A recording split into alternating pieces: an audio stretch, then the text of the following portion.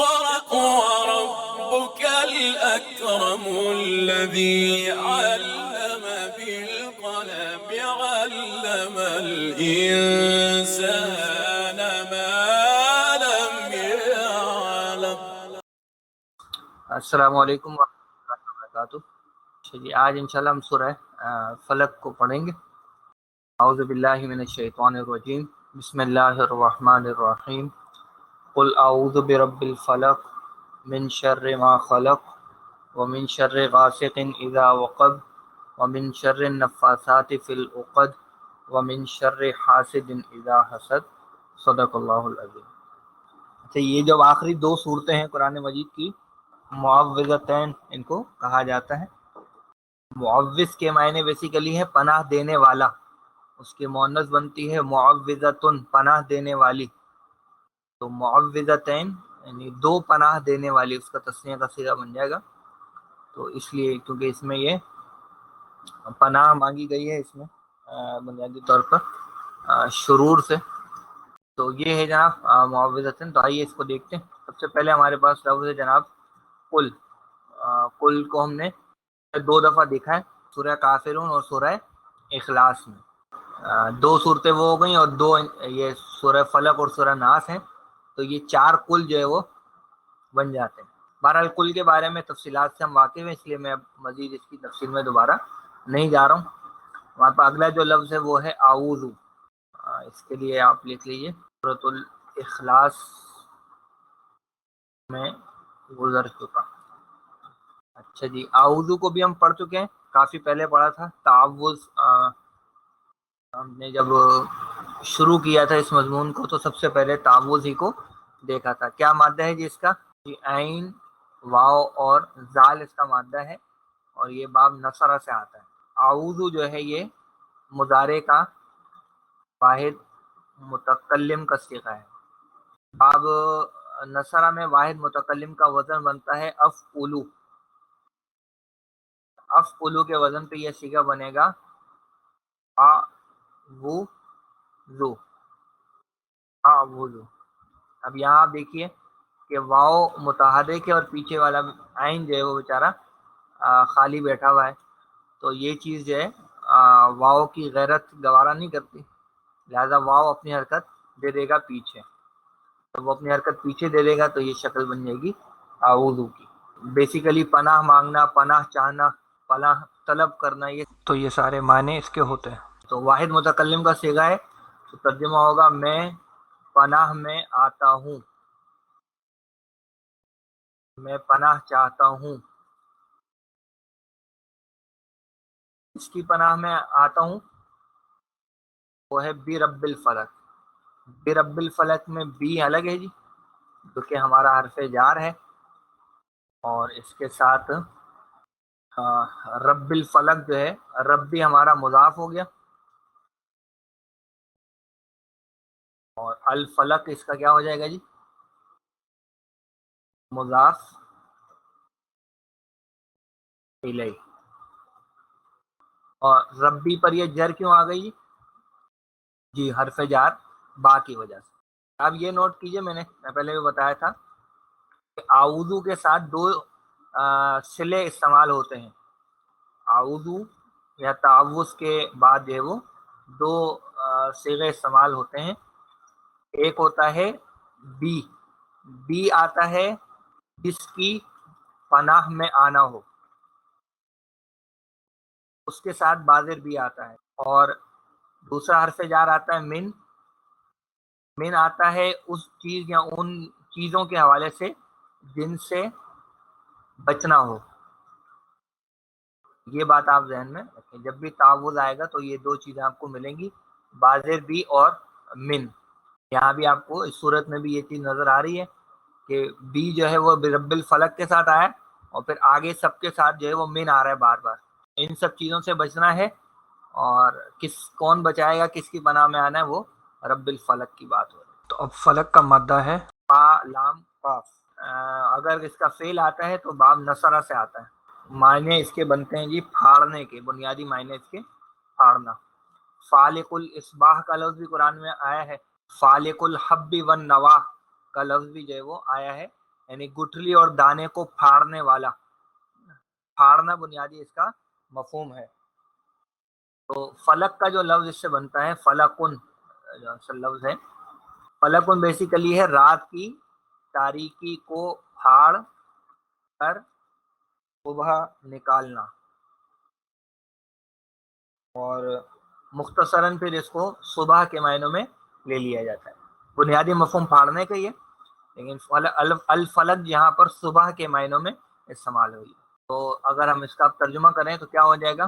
آپ صلی اللہ علیہ وسلم کہہ دیجئے میں پناہ میں آتا ہوں صبح کے رب کی. ٹھیک ہے، ترجمہ سمجھ میں آ گیا؟ آیت نمبر 2 پہ چلتے ہیں. من شر ما خلق. من کیا ہے جی؟ ہمارا حرف جار ہے. اس حرف جار کی وجہ سے یہ جو شرری ہے آپ دیکھ رہے ہیں یہ مجرور ہو گیا اور پھر یہ مضاف بن رہا ہے. اور ما خلا کا جو ہے یہ پورا مضاف الیہ ہے. اور ما خلا کا جو ہے اس میں جو ما ہے وہ موصولہ ہے اور خلا کا جو ہے وہ فعل. خلا کا جو ہے وہ باب نصرہ سے آتا ہے. بہت آسان سا پہلا ہی صیغہ ہے ماضی کا. خلق یخلق خلقن، پیدا کرنا. تو ما یعنی جو، تو ما خلق جو اس نے پیدا کیا، تو شر ما خلق جو اس نے پیدا کیا اس کا شر، اور من شر ما خلق جو اس نے پیدا کیا اس کے شر سے. یہ اس کا ترجمہ ہو جائے گا، جو اس نے پیدا کیا کے شر سے.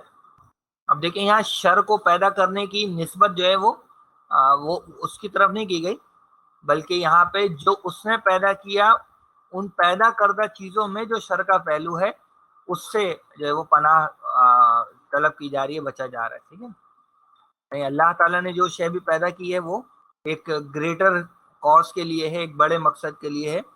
اور اس مقصد میں بظاہر کسی کو لگتا ہوگا کہ کسی کے لیے شر ہو رہا ہے، کسی کے لیے نقصان ہو رہا ہے، لیکن گریٹر کاز میں جو ہے وہ بہرحال ایک فائدے ہی کی شے بن رہی ہوتی ہے. اس لیے یہاں پر وہ ترتیب آئے. آگے بڑھتے ہیں. آیت نمبر ہے جناب 3. وَمِن شَرِّ غَاسِقٍ إِذَا وَقَبَ. اس میں واو ہو گیا ہمارا عطف کا. شر غاسق، اچھا من شر غاسق آ گیا. من پھر جو ہے وہی حرف جار ہے. اس جار کی وجہ سے یہ شرری جو ہے وہ مجرور ہو گیا اور یہ مضاف بن گیا، اور غاسقن جو ہے وہ مضاف الیہ آ گیا. غاسقن کا مادہ ہے جناب غین، سین اور قاف. یہ بطور فعل باب ضربہ سے آتا ہے اور اس کے معنی ہوتے ہیں بیسیکلی رات کا تاریک ہونا. تو اس سے اسم الفاعل بنے گا فاعلن کے وزن پہ. کیا بن جائے گا جی؟ فاعلن کے وزن پہ غین سین کاف سے غاسقن. اور یہاں پہ جر میں آ گیا کیونکہ یہاں وہ مضاف الیہ بنا ہے. تو غاسقن کے معنی کیا ہو جائیں گے؟ تاریک ہونے والا. کیونکہ عربی میں جو رات کا لفظ ہے نا وہ مذکر ہے. عربی میں رات کا لفظ ہے وہ مذکر ہے، اس لیے جو ہے یہاں وہ مذکر والی چیز ہمیں نظر آ رہی ہے. تو لیل کا لفظ عربی زبان میں مذکر استعمال ہوتا ہے. اصل میں تاریک ہونے والی کیا چیز ہے؟ وہ رات ہے، تو وہ مراد ہے یہاں پہ نا. وَمِن شَرِّ غَاسِقٍ، اور تاریک ہونے والی، ہونے والے کے شر سے. عربی کے اعتبار سے دیکھیں نا تو رات مذکر ہے، تو تاریک ہونے والے کے شر سے. اردو میں ترجمہ کریں گے تو تاریک ہونے والی کے شر سے. تو یہاں غاسقن کا لفظ بیسیکلی رات کے معنوں میں ہے. سمجھ؟ رات. پھر کیا ہے جی؟ اذا وقبہ. اذا یہ ظرفیہ ہے اور اس میں شرط کا بھی ایک مفہوم ہوتا ہے، یہ پہلے بھی آ چکا سورہ نصر کے اندر ہم نے دیکھا تھا. اور وقبہ جو ہے وہ فعل ہے. وقبہ کو اگر آپ دیکھیں گے تو اس کا مادہ کیا ہے جی؟ بہت آسان سے کلیئر ہے، واو قاف اور با. یہ باب ضربہ سے آتا ہے جی. ٹھیک ہے، اور مصدر اس کا بنتا ہے وقبن. اور اس کے معنی ہوتے ہیں تاریکی پھیلنا، تاریکی کا چھا جانا. یہ ماضی کا پہلا صیغہ ہے وقبہ، ماضی واحد مذکر غائب. اور جو مذکر یہاں پھر اسی لیے آ رہا ہے کیونکہ عربی میں جو رات ہے وہ مذکر ہے نا، تو غاسقین کے بارے میں ہی یہ بات آ رہی ہے کہ جب وہ چھا جائے، اذا وقبہ، جب وہ چھا جائے یعنی پھیل جائے، تاریکی پھیل جائے، رات گہری ہو جائے، اندھیرا پھیل جائے، اندھیرا چھا جائے، ان سب معنوں میں یہ لفظ آ رہا ہے. ٹھیک ہے، تو اس کو اگر ہم لیں تو ترجمہ اس کا ہو جائے گا اور تاریک ہونے والی، یعنی رات کے شر سے جب وہ چھا جائے. اچھا، میں یہ جو آخری صورتیں اور بلکہ آخری پارے کی جو صورتیں ہیں نا، یہ یعنی گرامیٹیکلی کافی زیادہ مشکل صورتوں میں ان کا شمار ہوتا ہے. یعنی ان کا انالیسس کر پانا جو ہے وہ آسان شمار نہیں ہوتا. شروع کی جو صورتیں ہیں سورہ بقرہ وغیرہ، یہ صورتیں نسبتاً اپنے گرامر کے اعتبار سے نسبتاً آسان ہے بنسبت یہ جو ابتدائی مکی دور کی صورتیں ہیں نا، ان میں ذرا مشکل پہلو زیادہ ہے. یہ ہو گیا جی، ہو گئی. آگے چلتے ہیں آیت نمبر 4. اس میں واو پھر وہی عطف کا ہے. پھر یہاں دیکھیں من وہی ہمارا حرف جار آ گیا، شرری اس کی وجہ سے مجرور ہو گیا اور ساتھ میں مضاف بن گیا، اور ان نفاساتی یہ اس کا مضاف الیہ بن گیا. فی جو ہے پھر ہمارا حرف جار ہے، اور اس حرف جار کی وجہ سے عقد کا جو لفظ ہے وہ مجرور ہو گیا. اب اس میں جو لفظ دیکھنے والا ہے وہ ہے نفاسات. تو اس کا مادہ ہے جی نون فا اور سا. یہ باب نصرہ سے آتا ہے اور اس کا مصدر بنتا ہے نفسن، اور اس کے معنی ہوتے ہیں بیسیکلی منہ سے تھوڑا سا تھوک نکلنا، جس کو ہم کہتے ہیں تھو تھو کرنا.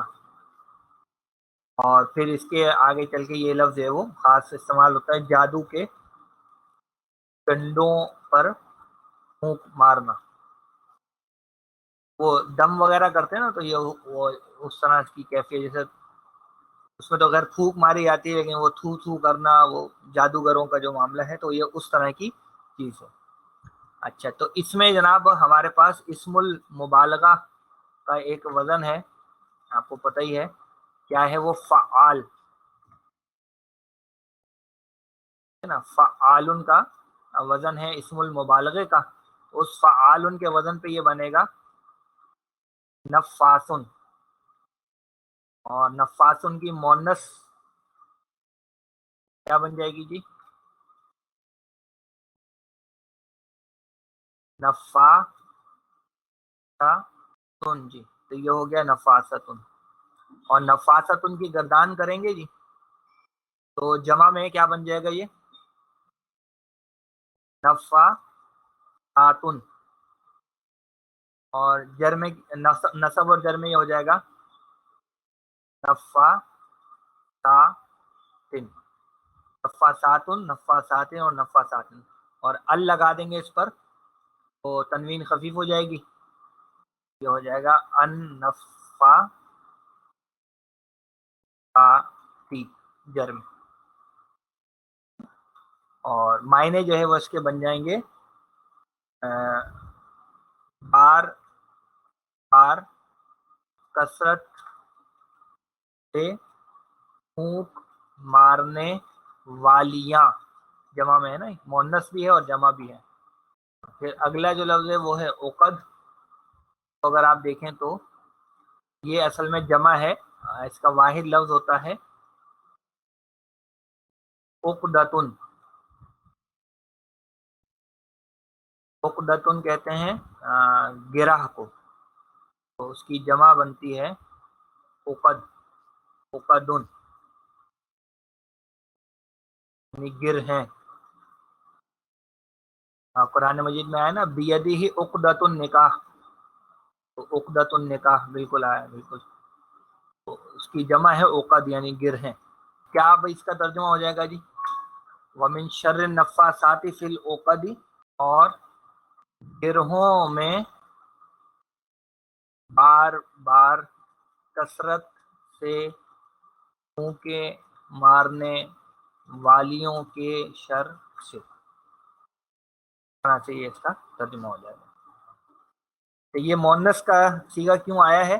تو یہ اصل میں جو واقعہ اس کے پیچھے ہے، اس واقعے میں ایک شخص ہے جس کا نام ہے لبید بن عاصم، یہودی جادوگر تھا.